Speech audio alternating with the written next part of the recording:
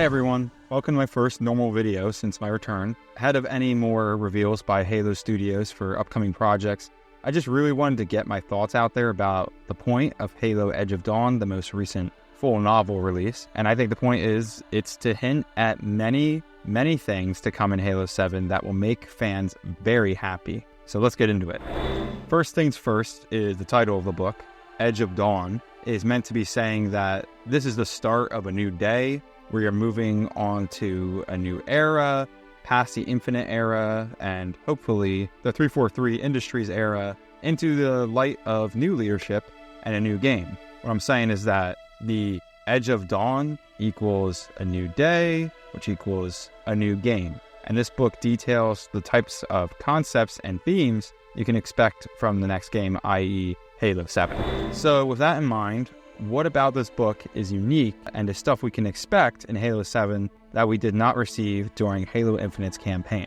Well, there's a lot actually. Heavy spoilers ahead from this point on. To start off, this book is basically just Halo Infinite's campaign continued directly where it took off, but just had all the stuff the fans have been begging for. First things first is the biome variety. Obviously, this book has the normal Pacific Northwest timberlands that we've come to expect from Halo Rings and are sick of seeing after Halo Infinite, but it starts to move into new environments, quite a few actually. To start off, we go right into the inside of a downed UNSC frigate, which obviously elicits the comfort of a UNSC interior environment that's been missing since like Argent Moon in Halo 5. Not that that was really all that comfortable, that was more of a horror mission. I guess we walked around one of the Infinity's smaller hangars in Halo 4 or something, but honestly that was like 5 seconds long and it was tiny. Before that was probably the Saber launch facility in Halo Reach, which I guess was really the last time a Halo campaign let us walk around a somewhat friendly environment for more than 30 seconds, but I digress. Obviously a UNSC interior in a Halo campaign is sorely missing, but this is definitely not the top of the list. Another environment that usually appears in every Halo game is a snowy environment, whether that be a tundra or a rocky formation or a forest, just anything that gives off the cozy vibe of a snowy location. Chief goes to one of these in the book, and it was just really nice to see that biome back. I personally feel like snow helps with all kinds of vibes in Halo games, mystery and horror and comfort all at once. Another would be desert biomes, of course, which we've actually rarely seen in Halo outside of the Ark mission in Halo 3, and a little bit in that Halo 4 Mammoth mission, though that felt more like a semi-arid desert than the mysterious sand dunes that we saw in the Ark, which is what I really want to come back. And we even saw a glimpse of that in the Halo Infinite announcement trailer in 2018. Halo Infinite ended in what looks like a desert biome of some sort, and although Edge of Dawn didn't spend much time there, it did pick up right where Infinite left off, so technically it gets included in here. Later on in the book, Chief also emerges from Halo's underbelly in a desert sand dune and engages banished war skiffs, a cut vehicle from Infinite that would have been so much fun to fight in this type of environment, and I think Halo Studios knows that. Now, a really interesting environment that appears in this book is the Jungle Stone Ruins environment that we see in Halo 2's campaign. In Edge of Dawn, the Chief goes to this location called Lifeworker Central, where a large force of UNSC has made camp. And I believe the community has actually pointed out that Lifeworker Central and the map Forbidden from Halo Infinite are actually the same place, which is really cool, especially considering this is the final location where Chief is at the end of the book, meaning Halo 7 will likely start here in this environment surrounded by UNSC personnel. So that's really exciting and is a far cry from the more isolated vibe of Halo Infinite. The last environment I want to touch on is actually super unique and has rarely appeared in the series, including multiplayer maps. At one point during the story, the Chief actually trails Jaga Erdamnai's Phantom to Erdamnai Keep, Jaga's personal outpost on Zeta Halo. This base is super interesting because it actually is located in cavernous tunnels underneath a lake on an island. It wasn't really described, but I wouldn't be surprised if some of the sections of the base had windows where you could see out into the water in the lake, kind of like with the underwater ruins on the level Regret in Halo 2. We had a similar thing with Fathom in Halo 5's multiplayer, and they see something like this with the Banished base, I think would make for a really cool environment. So another thing this book touched on was an emphasis on ally variety. In Halo Infinite, all we had for allies was the pilot, Joyous, and some scattered Marines. Also Adjutant Resolution for like 5 seconds on and off. So obviously this was a huge downgrade from previous games. So how did Edge of Dawn address this? Well, this book went above and beyond to course correct this problem. For starters, some of the first allies that Chief encounters is a pair of ODSTs from a nearby camp. What's crazy is that despite ODSTs consistently showing up in external media during 343's tenure, we have not seen them in a new FPS game since Halo Reach released in 2010. That's actually insane to think about. Having that elite unit between the skill of Marines and Spartans was a fun void to fill in the Bungie game, and I'm hoping this is a sign of changes in the next game. Now, another fun type of ally that I think would be pivotal to include in the Battle of Zeta Halo next game are the Spartans. Now, I'm definitely in the camp that 343 and Halo Studios have gone way too far into making the word Spartan a marketable term, kind of like Jedi is for Star Wars. Like, they just constantly use that word to describe everything in Halo, everything related to Halo, because it's recognizable and malleable. But I do think that Halo Infinite wrote the Chief pretty much perfectly. Like, he felt like a direct game translation of his version in the Bungie novels. So that was really a treat. However, Spartan 4s have, rightfully so, gotten a bad reputation due to how they were written during the Reclaimer saga. However, Kelly Gay has done a fantastic job in Rubicon Protocol, as well as Edge of Dawn, in making the 4 stand out from the previous generations of Spartans while still making them feel like real Spartans in the way they behave, especially around other branches of the UNSC. It feels like the Marines look up to them and have trouble reading them and relating to them, making them more mysterious and badass, which Spartans should be. Edge of Dawn brings back several Spartans from the Heroes of Zeta cast that appeared in Rubicon Protocol and Halo Infinite's campaign, and they were just as fun to read about in this as they were before. Adding them to the games will really help bring some more substance to the UNSC on Zeta Halo. Chief also repeatedly wonders about the whereabouts of Blue Team, so I think there's a good chance they'll be back in the next game, maybe Alpha 9 as well. Now, the most pleasant surprise ally appearance for me, and probably many of you, was a small lance of Swords of St. Helios warriors from the original contingent on the Infinity, which had consisted of 24 elites. Only 4 show up in this book, so we don't know the status of the rest, but these guys are so badass, they blow up a Banished Phantom with a UNSC rocket launcher while hiding in some trees and then board Echo 216 to save Esparza. By the end of the book, they're hanging out with Chief and the others, so I have a feeling we're going to have them as allies, which will be amazing. Having elite allies has been a staple of the series since Halo 2, and it added such a unique feeling to the missions they were included in. We had them again in Halo 3, this time fighting alongside Chief, and then once more in Halo 5, with the Swords of St. Helios fighting alongside Osiris. As for the rest of the Infinity crew, Lasky, Palmer, Locke, Roland, Halsey, they did not make an appearance, but they were referenced towards the end of the book. The huge camp of UNSC Chief finds during Edge of Dawn detects multiple large strongholds of UNSC on Zeta, and Chief thinks that the Infinity crew could be among them,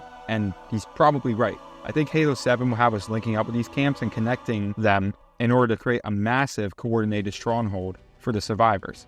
We'll have Chief, the pilot, Joy, Marines, ODSTs, Swords of St. Helios, Spartans, Palmer, Blue Team, Lasky, and other leadership fighting back against the Banished. I think they know this is exactly the type of community feeling the campaign is missing and that the fans want to see again.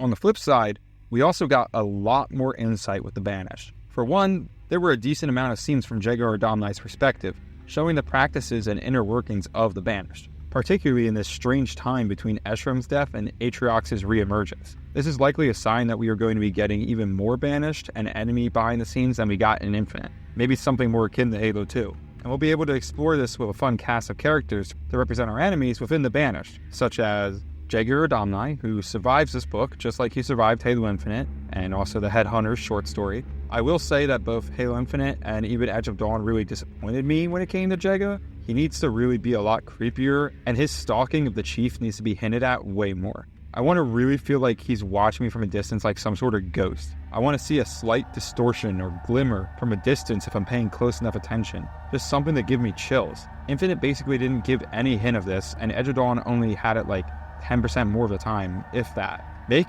Jaeger creepy. Now, obviously, thanks to the final cutscenes of Halo Infinite, we know that Atriox is actually alive and will be back in Halo 7. His charisma is going to bring aura back to the Banished. the aura they had in Halo Wars 2. Escharum was a cool idea for a character, but he basically just coughed on the Chief the entire campaign and then chased him around his base. I think we're going to see some real Atriox mind battles with the UNSC leadership. Plus, just seeing him commanding the Banished and interacting with characters like Jega will be so cool. There were a few other characters that might make an appearance as well, so Ballas, a Banished Legion Master who also appeared in Shadows of Reach and has a really cool appearance, might be there. Maybe Deucalion, a rival Legion Master from Shadows of Reach, will also appear. There is Val Husumai, a Sangheili warlord who is apparently incredibly intelligent and is one of the few trying to replace Escharum, and I'm sure there could be others as well. The last thing I'll say about enemies is the possibility of fighting Banished Spartans. When Chief first encounters that pair of ODSTs, they actually tensed up for a bit longer than normal because apparently the Banished has been taking Spartan armor, so it's hard for them to know who to trust, which is really interesting. This is definitely hinting at fighting Banished Spartans or Janissaries in Halo 7. The final topic this book really hints at expanding in the next campaign are pivotal story beats and mysteries. Halo Infinite's campaign, because it was working so hard to course correct from Halo 5's mistakes that it basically had to just reboot the whole story and catch us up to speed, did not really move the story forward too much during our playthrough. We killed some Banished leaders and Atriox literally just released the Endless. That was pretty much it. Pretty unmoving stuff, to be honest. The fans were left wanting a lot more, and it seems like 343 was originally planning to with campaign DLC, but Microslop had to make sure that didn't happen. I think things are going to be pretty different with Halo 7.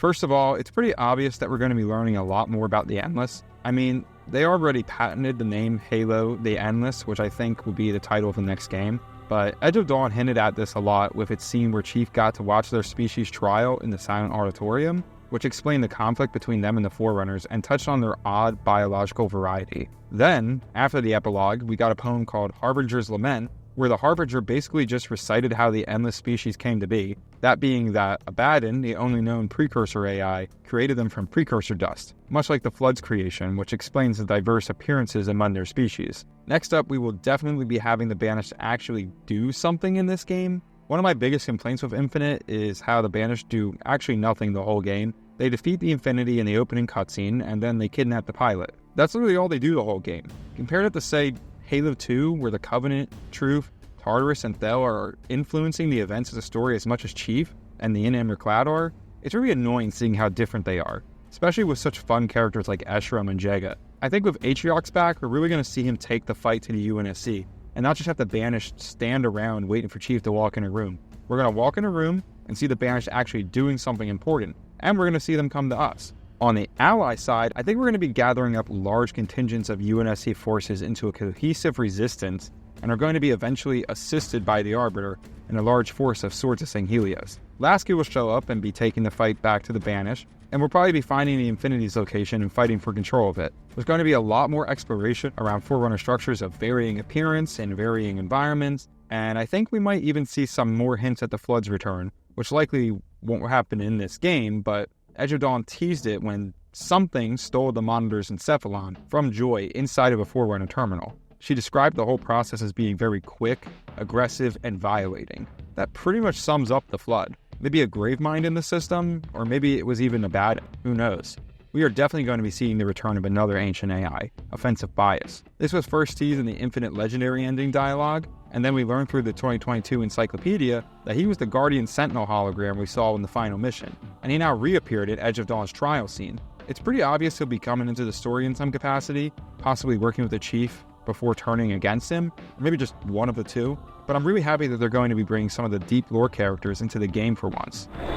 So, to summarize, I think this book is really just telling us that Halo Studios hears the fans and what they want from Halo 7. I think we can look forward to seeing a larger presence of UNSC allies and outposts, maybe even Blue Team and the main Infinity personnel. Maybe we'll even find out what happened to the Infinity itself. We're going to get a lot more Banished perspective and action taken. We're going to be delving into the deep lore of the Forerunners, the Endless, and Zeta Halo. And we're just going to feel like this is a bigger world. I really feel like that's something that's been missing from Halo's story for a while. The feeling of a large world and communities with characters and environments to explore. And I can't wait to experience that. Well, that's all I got. Farewell till next time, everyone.